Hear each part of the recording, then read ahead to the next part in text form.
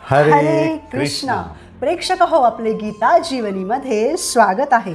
भगवद्गीता जशी आहे तशी, अध्याय 6, श्लोक क्रमांक 24. सनिश्चयेन योक्तव्यो योगो निर्विण्ण चेतसा संकल्प प्रभवान कामान त्यक्त्वा सर्वान शेषतः मनस्सैवेन्द्रियग्रामं विनियम्य समन्ततः. भाषांतर: मनुष्याने दृढ निश्चयाने आणि श्रद्धेने योगाभ्यासामध्ये युक्त झाले पाहिजे आणि त्याने योग मार्गातून विचलित होऊ नये. मानसिक तर्कामुळे उत्पन्न झालेल्या सर्व भौतिक कामनांचा पूर्ण त्याग करून मनाद्वारे सर्व इंद्रियांना सर्व बाजूंनी संयमित केले पाहिजे. तर प्रेक्षक हो, आपण मागील भागात पाहिलं की कसा मनुष्य योगाभ्यासाद्वारे परिपूर्ण समाधी अवस्थेला पोहोचतो आणि भक्ती मार्गावर स्थित होतो. भक्ती मार्गावर स्थित झालेला असा मनुष्य दृढ निश्चय, उत्साह आणि धैर्य असेल तर कसा यशस्वी होतो याबद्दल भगवंत येथे सांगत आहेत. त्यासाठी आपण नॉट आउट राहायचं आहे, तरच आपणही यशस्वी होऊ. म्हणजे काय, चला पाहू. तर प्रेक्षक हो, सर्वांच्या यशाबद्दलच्या संकल्पना वेगवेगळ्या असतात. कोणी विचार करतो की शाळेमध्ये कॉलेजमध्ये प्रथम येणं म्हणजे यश होय. कोणी म्हणतो की मोठ्या पगाराची नोकरी मिळवणं, मोठं घर घेणं, खूप पैसे कमवणं म्हणजे यश होय. तर काही लोकांना समुद्राच्या किनारी बंगला घेऊन राहणं किंवा फार्म हाऊस बनवणं म्हणजे यश आहे असं वाटतं. परंतु ज्यांच्याजवळ या गोष्टी आहेत ते खरेच यशस्वी आहेत का? म्हणून प्रेक्षक हो, यशस्वी असण्याची व्याख्या इतक्या मर्यादित विषयांवर नक्कीच अवलंबून नाही. तर यशस्वी होणं म्हणजे जीवनामध्ये आनंदी असणं, उत्साही असणं, मनामध्ये संतुष्टी असणं होय. उदाहरणार्थ, 1.5-2 वर्षांची लहान मुलं असतात. त्यांना कसलाही ताण नसतो, कारण ते कुठल्याही गोष्टी करण्यासाठी उत्साही असतात. ते कधीही झोपू शकतात. त्यांना कधीही भूक लागली की खाऊ घातलं जातं. त्यांना शाळेतही जायचं नसतं. पण जसे जसे ते मोठे होतात तसा तसा त्यांनाही ताण येतं बरं का. म्हणून तर मोठ्या लोकांना पुन्हा लहान व्हावं असं वाटतं आणि म्हणूनच ते म्हणतात ना, लहानपण देगा देवा. मग प्रेक्षक हो, यश आहे कुठे? लहानपणामध्ये नाही, कारण सगळेच मोठे होतात. शाळा, कॉलेज, नोकरी किंवा व्यवसाय, घरदार, मुलं या सर्व जबाबदाऱ्यांमध्ये गुंततात आणि मग ताणतणाव, निराशा, चिंता यांचे शिकार होतात. क्षणभंगूर यशाच्या नावाखाली मिळवलेले मेडल्स, प्रमाणपत्रे, ट्रॉफीज नंतर घराच्या एका कोपऱ्यात धूळ खात बसतात. याला यश म्हणायचं का? हे जर यश असेल तर मग अपयश कशाला म्हणायचं? म्हणून भगवंत सांगतात की मनुष्याला जर शाश्वतरित्या यशस्वी व्हायचं असेल तर त्यानं कलियुगासाठी व्यवहार्य अशा भक्ती मार्गावर स्थित झालंच पाहिजे आणि दृढ निश्चयानं, उत्साहानं आणि धैर्यानं स्थित राहिलंही पाहिजे. ज्याप्रमाणे जहाज समुद्रातून जात असतं तेव्हा थोडंफार वादळ वारा येतो. त्याने जहाज पाण्यावर हेलकावेही खातं, परंतु तरीही प्रवाशांनी त्या जहाजामध्ये बसूनच राहणं अपेक्षित असतं, कारण जर कोणी त्यातून उतरला तर तो समुद्रामध्ये बुडणार हे निश्चित. त्याचप्रमाणे या भवसागरातून पलीकडे जाण्यासाठी कृष्ण भावनेची नाव आहे. त्या नावेला चालवण्यासाठी प्रामाणिक गुरु आहेत की जे भगवंतांचे भक्त आहेत. भगवंतांनीच त्या गुरूंना प्रशिक्षणही दिलेलं आहे आणि स्वतः भगवान समोरून त्या नावेला स्वतःकडे ओढत आहेत. म्हणून ती नाव कधी बुडणारच नाही हेही निश्चित आहे. आपल्यामध्ये हा विश्वास, श्रद्धा असली पाहिजे.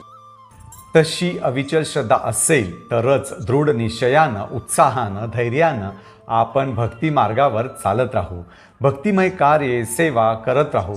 जसं की सकाळी लवकर उठून हरे कृष्ण महामंत्राचा जप करणं, भक्तांच्या संघात ग्रंथांचं पठण करणं, भगवंतांच्या मंदिरांमध्ये हार सेवा, भोग सेवा, स्वच्छता, अर्चा विग्रहांची सेवा, भजन, कीर्तन, प्रसाद वाटप सेवा अशा अनेक प्रकारच्या सेवा अर्पण करून इत्यादी. यातून आपला दृढ निश्चय हेच प्रकट होतो.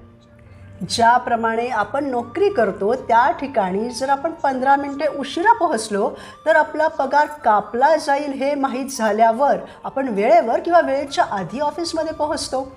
त्याचप्रमाणे आध्यात्मिक जीवनामध्ये प्रगती करण्यासाठी अशा दृढ निश्चयाची आवश्यकता असते. दृढ निश्चय हाच उत्साह आणि धैर्याचं मूळ आहे. कारण ध्येय जर निश्चित असेल म्हणजे काहीतरी प्राप्त करण्याचा निश्चय दृढ असेल तर उत्साह आणि धैर्यही आपोआप येतं. उदाहरणार्थ, एकदा एका टिटवीनं समुद्र किनाऱ्यावर अंडी घातली होती, परंतु महासागरानं त्याच्या लाटांबरोबर ती अंडी वाहून नेली. हे पाहून अत्यंत दुःखी झालेल्या टिटवीनं सागराला तिची अंडी परत करण्याची विनंती केली. परंतु समुद्रानं तिच्या विनंतीकडे लक्षही दिलं नाही. म्हणून तिनं समुद्र आटवण्याचा दृढ निश्चय केला. तिनं आपल्या लहानशा चोचीनं पाणी आणण्यास सुरुवात केली आणि तिच्या अशक्यप्राय धैर्याकडे पाहून सर्वजण तिचा उपहास करू लागले. तिच्या धैर्याची वार्ता सर्वत्र पसरली आणि शेवटी भगवान श्री विष्णूंचे वाहन असलेल्या महाकाय गरुडाच्या कानी ही गोष्ट गेली. त्याला आपल्या बहिणीबद्दल करुणा वाटली आणि म्हणून तो टिटवीला पाहण्यास आला. लहानशा टिटवीचं धैर्य पाहून गरुड तिच्यावर प्रसन्न झाला आणि त्यानं टिटवीला मदत करण्याचं आश्वासन दिलं. त्याप्रमाणे गरुडानं तात्काळ समुद्राला टिटवीची अंडी परत करण्यास सांगितलं. अन्यथा तो स्वतः समुद्राला आटविण्याचा टिटवीचं काम करणार होता की जे साक्षात भगवंतांचं वाहन असलेल्या गरुडाला अशक्य नव्हतंच. यामुळं समुद्र भयभीत झाला आणि त्यानं टिटवीची अंडी परत केली. अशा प्रकारे गरुडाच्या कृपेनं टिटवी अतिशय आनंदी झाली. प्रेक्षक हो, त्या टिटवीला तर माहीतही नव्हतं की गरुडजी येतील, तरीही दृढ निश्चयानं ती तिच्या पिल्लांना वाचवण्यासाठी कार्यरत होती. म्हणून गरुडजी तिच्या मदतीला धावूनही आले. पण आपल्याला तर माहीत आहे की जर आपण दृढ निश्चयानं, उत्साहानं, धैर्यानं भक्ती मार्गावर चालत राहिलो तर गरुडजी नक्कीच येणार आहेत आणि एकटे नाही तर त्यावर बसून स्वतः भगवंत आपल्याला या भवसागरातून बाहेर काढून स्वगृही भगवत धामात परत घेऊन जाणार आहेत. कारण भगवंत त्यांनाच मदत करतात जे स्वतःला मदत करतात. उदाहरणार्थ, ज्याप्रमाणे एखादे वडील त्यांच्या लहान मुलाला चालताना बघतात तेव्हा चालता चालता ते मूल जेव्हा खाली पडतं तेव्हा ते मुलाला म्हणतात की काही हरकत नाही, उठ, पुन्हा चाल. त्याचप्रमाणे जेव्हा आपण भगवंतांना शरण जातो, दृढ निश्चयानं, उत्साहानं आणि धैर्यानं या भक्ती मार्गावर चालत राहतो, नियमांचं पालन करतो, कारण शुद्धीकरणासाठी समर्पण आवश्यक आहे, तेव्हा भगवंत नक्कीच आपली मदत करतात. भगवंत भक्ती मार्गावरील आपले प्रयत्न बघून आपल्याला इतर भक्तांद्वारे, ग्रंथांद्वारे, मंत्राद्वारे, मंदिरांद्वारे वेगवेगळ्या रूपाने या भक्ती मार्गावर प्रगती करण्यासाठी प्रेरणा देतात, मदत करतात. म्हणूनच आपण दृढ निश्चयी असलं पाहिजे. त्यामुळं रूप गोस्वामींनीही एका श्लोकामध्ये निश्चयाला उत्साह आणि धैर्याच्या मध्ये ठेवलेला आहे. कारण दृढ निश्चय हा उत्साह आणि धैर्याचं मूळ आहे. ज्याप्रमाणे भक्तियोगाला भगवद्गीतेच्या मध्यभागी ठेवलेला आहे आणि दोन्ही बाजूला ज्ञानयोग आणि कर्मयोग त्याप्रमाणे. कारण भक्तियोगानंच ज्ञानयोग आणि कर्मयोग प्रकट होतात. कर्मयोग म्हणजे भगवंतांसाठी काही करणं आणि मनुष्य ते तेव्हाच करू शकतो जेव्हा त्याच्यामध्ये भक्ती असेल आणि भक्ती केल्यानंतर त्याला आपोआप ज्ञानही प्राप्त होतं. हेच ज्ञान की या भौतिक जगात जे शाश्वत यश मिळवू शकत नाही तरीही आपलं मन आपल्याला नाचवत राहतं. हृदयाचं काम हे कठीण काम आहे. म्हणून आपण मनोधर्माचा म्हणजे आपल्या मनाचं ऐकून त्याप्रमाणे वागण्याच्या सवयीचा त्याग केला पाहिजे. म्हणजेच आपण भौतिक इच्छांनी विचलित होता कामा नये. उदाहरणार्थ, रॉकेटला उडवताना एका ठराविक मर्यादेपर्यंत गुरुत्वाकर्षणाचा प्रभाव राहणारच असतो. परंतु त्या मर्यादेबाहेर ते धैर्यानं पोहोचलं तर त्याला गुरुत्वाकर्षणानं पुन्हा खाली ओढता येत नाही. तेव्हा ते वेगानं वरच्या दिशेनं उडू लागतं. त्याचप्रमाणे आपल्या मनामध्ये इच्छांचं गुरुत्वाकर्षण आहे. त्याच्या मर्यादांच्या बाहेर जाण्यासाठी म्हणजे त्या भौतिक इच्छांपासून मुक्त होण्यासाठी आपण त्या भौतिक इच्छांनाच दुर्लक्षित केलं पाहिजे. म्हणूनच भगवंत सांगतात की त्यासाठीच मनुष्यानं सर्व कामनांचा त्याग केला पाहिजे. कारण एक जरी इच्छा राहिली तर पुन्हा या संसारात यावं लागतं. उदाहरणार्थ एखादी बी पेरली तर त्यानं खूप मोठं जंगल तयार होऊ शकतं. कसं तर एका बीपासून 1000 वृक्ष वाढतात. 1000 वृक्षांमुळे करोडो वृक्ष वाढून जंगल बनू शकतं. त्याचप्रमाणे कैकेयीलाही तिचा पुत्र राजसिंहासनावर बसावा ही एक इच्छा झाली होती. परंतु त्यामुळंच श्रीराम लक्ष्मण सीतामाईला वनात जावं लागलं आणि मग रामायण घडलं. म्हणून भगवंत सांगतात की भक्तियोग्यानं सर्व कामनांचा त्याग करावा. म्हणजे आपल्या मनाप्रमाणे नाही तर आपण आचार्यांनी गुरूंनी सांगितलेल्या पद्धतीप्रमाणे भक्ती करणं अपेक्षित आहे. त्यानुसार मनाद्वारे सर्व इंद्रियांना नियंत्रित केलं पाहिजे. मनाचं ऐकणं बंद करून परमात्म्याचं ऐकल्यानं इंद्रिये नियंत्रित होतात. त्यासाठी आपण धैर्यही ठेवलं पाहिजे.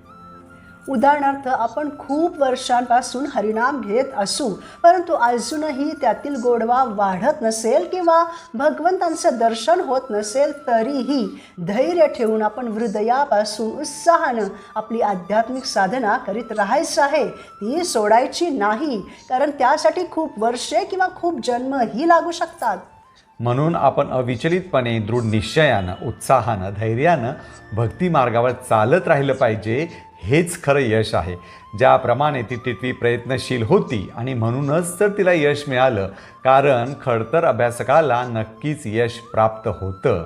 उदाहरणार्थ चालायला शिकणारं लहान मूल चालता चालता कितीही वेळा पडलं तरी पुन्हा उठून चालण्याचा प्रयत्न ते सोडत नाही आणि जेव्हा त्याला चालता येतं तेव्हा मात्र ते थांबतही नाही. त्याचप्रमाणे आपणही भक्ती मार्गावर चालत असताना भगवद्गीतेवर, भगवंतांच्या वाणीवर, भगवंतांवर, गुरूंवर श्रद्धा ठेवली तर आपणही भक्ती मार्गावर दृढ राहू शकतो, शाश्वत यश मिळवू शकतो. म्हणून प्रेक्षक हो, जीवनात आनंदी राहण्यासाठी आपण आपल्या मनाला आणि सर्व इंद्रियांना पूर्णपणे नियंत्रित केलं पाहिजे आणि दृढ निश्चयानं, उत्साहानं आणि धैर्यानं भक्ती मार्गावर चालत राहिलं पाहिजे.